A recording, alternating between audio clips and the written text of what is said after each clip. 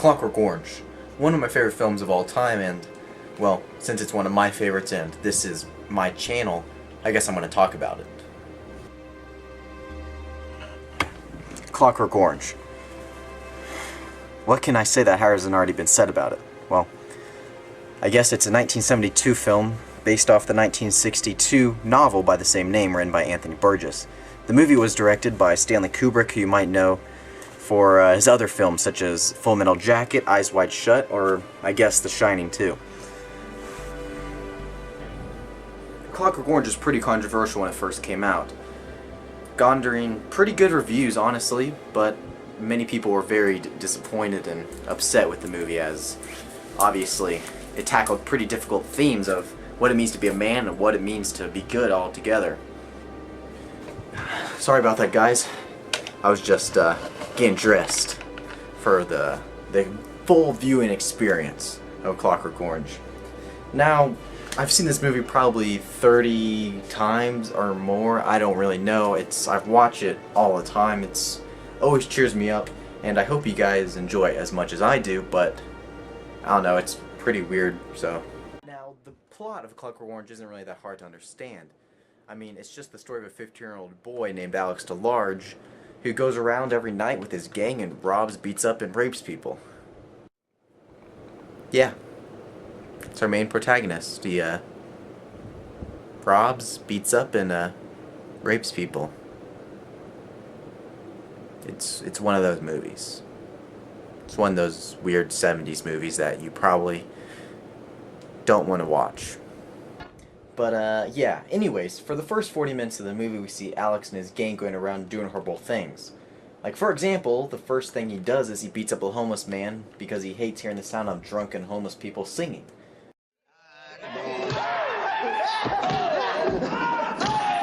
Then they go steal a car and go to the Alexander's house and rape this poor dude's wife.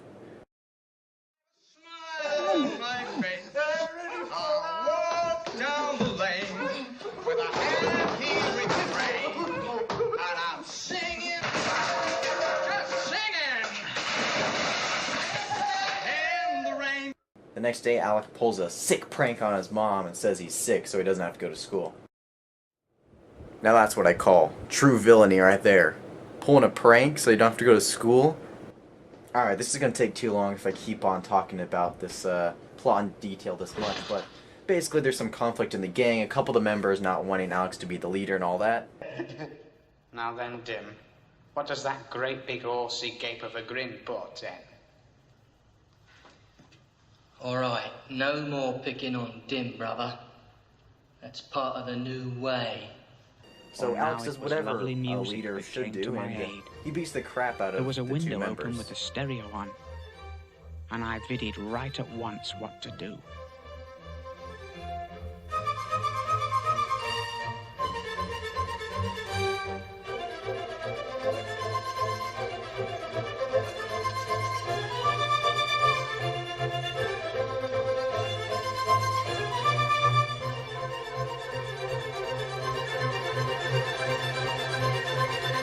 After this little stunt that Alex pulls, the gang tricks him into robbing this one house, but everything falls apart real fast. When Alex goes into the house and confronts this crazy cat lady, he accidentally kills her, and now making him a murderer too. When he gets out of the house, one of the gang members gets a glass of milk and smashes it on Alex's face, knocking him down and temporarily blinding him. The police come, and Alex is caught. This is when the movie makes a huge jump in what kind of story it is. It went from being almost a horror thriller movie to now being a character study of Alex DeLarge. Alex is thrown into prison and we meet the second most important character, the priest. The priest explains the entire purpose and the meaning of the movie in just one line. The question is whether or not this technique really makes a man good. Goodness comes from within. Goodness is chosen. When a man cannot choose, he ceases to be a man. But since Alex has killed someone and now is in prison for life, the only way for him to get out is to try this new experimental way that he hears about through newspapers in the trash. This experiment consists of watching horrible and violent crimes while having a secret serum injected into your ass beforehand. The results of this is that every time Alex sees or thinks of these actions, it makes him feel sick to the core, and it forces his mind to change his thoughts to happy things, making Alex unable to do things that are wrong and violent. Get me up. I want to be sick. Get something for me to be sick in. But there's more effects to that than the scientists didn't really think of. For example, the background music that is played in the experiment also causes Alex to feel sick as well. Stop it, please, I beg you! It's a sin! It's a sin! It's a sin! It's a sin! It's a sin! It's a sin! Sin? What's all this about sin? That! Using Ludwig van like that, you did no harm to anyone! Beethoven, just stop music! Are you referring to the background score? Yes! You've heard Beethoven before? Yes! So you're keen on music? Yes! Now, keep that in mind later, that the same music, Beethoven's Ninth Symphony, also makes Alex feel sick, as it is a huge plot point later on in the movie. After the experiment is completed and Alex is watched on a stage to make sure he doesn't do anything suspicious, he's set free and he's out in the wild once again. But now the world is different. Like, for example, when Alex returns home, his room and basically his life is replaced by a new child, Joe. So Alex's parents don't really want him back, so he heads off and lives off in the streets, only to be confronted by the same homeless man he and his gang beat up in the very beginning of the movie. This time the roles are reversed, though, since Alex can't really fight back without feeling sick.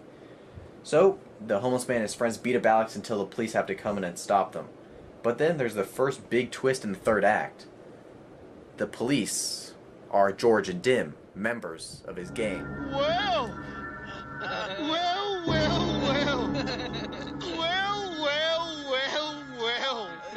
if it isn't little Alex.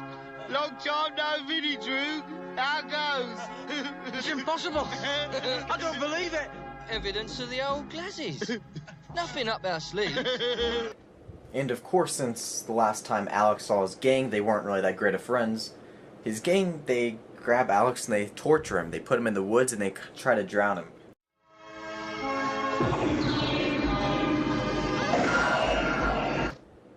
But finally, Alex, all beat up and almost dead basically, he stumbles upon a house in the woods and, well, it's the Alexander's house. The house he went to in the very beginning of the film and beat up and raped the guy's wife. Yeah, that house.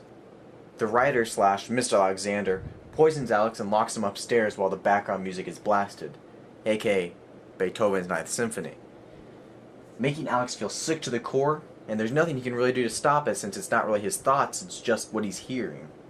So he decides there's nothing else he can do other than just to do himself in. But of course, Alex doesn't die there. As he brings up, how can he narrate if he dies at the end of the story?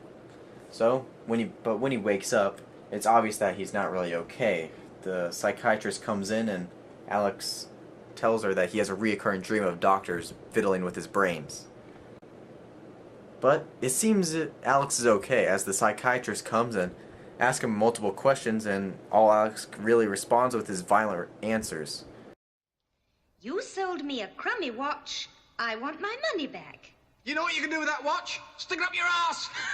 Good. And then the film ends with the legendary line.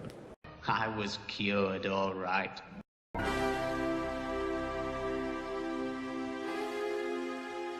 Well, at first this movie might seem like one of those weird 70s drug-induced movies that was just made to be shocking and controversial. But it's not really true at all. This movie was very well produced and has a very great story and super interesting meanings and themes, including, like what I said earlier, what it means to be a man and what it means to really be human altogether. There's also an underlining theme of rebellion, since many of the people in the film, including the writer / Mr. Alexander, hate the government, and when Alex tries to kill himself, all the newspapers blame the government, and they tell it it's evil, and they say that the government murdered Alex.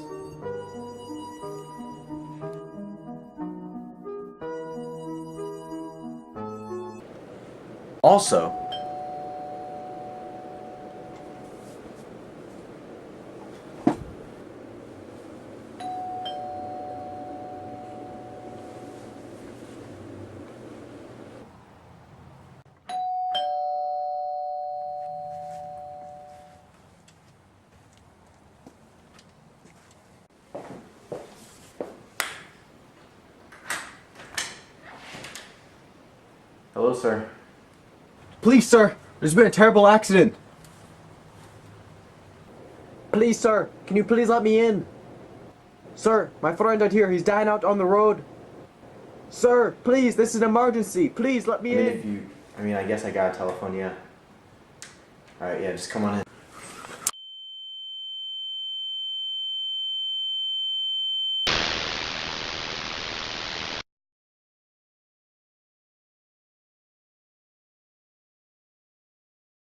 Bringing you guys a brand new video. Today we're going to be playing the game of life. It's a little bit of a board game review.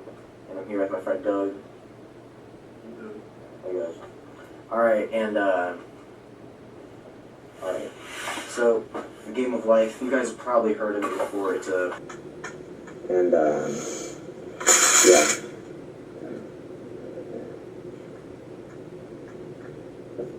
Oh. 1. 9.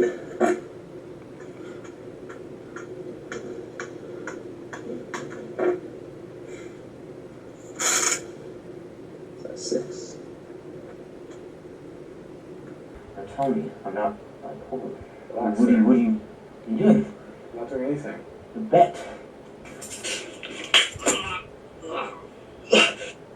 Security, please come get him. No, just I'm gonna talk a little bit. So, this, the whole point of the game is to get to the end. I'm gonna talk a little bit. So, this, the whole point is...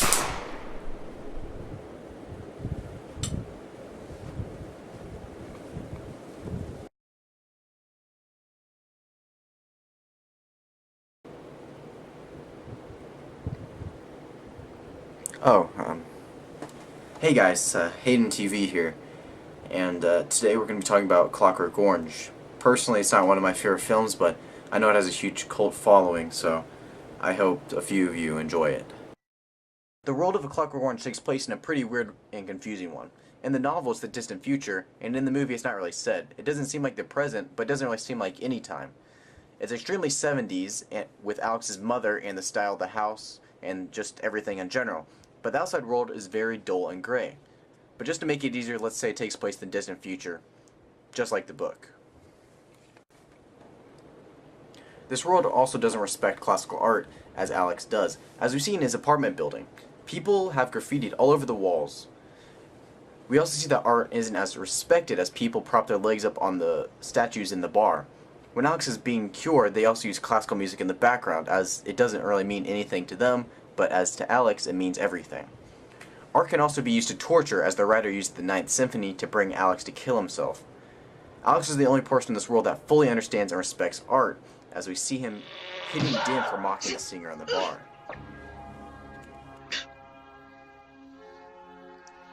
What did you do that for? For being a bastard with no manners. Not a duke of an idea how to comport yourself public-wise, oh my brother. Now, Alex and his gang of Droogs may seem like they stand out, but in this world that Kubrick made up, not really. As we see, they do go to underground nasty milk bars where they drink LSD-infused milk, but that's not really that out of the norm in this world. As we see in the first act of the movie, there's a famous singer that Dim actually...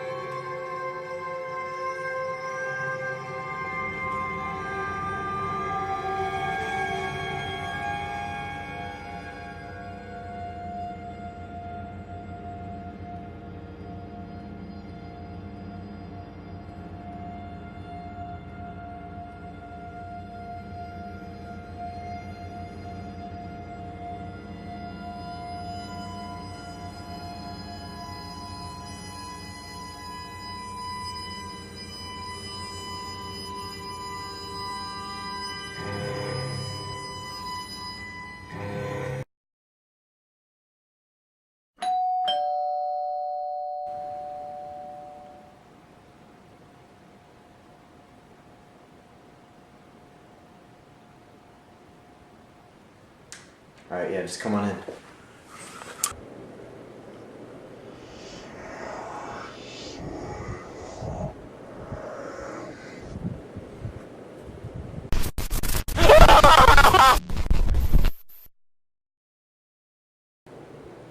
Now, finally, A Clockwork Orange is...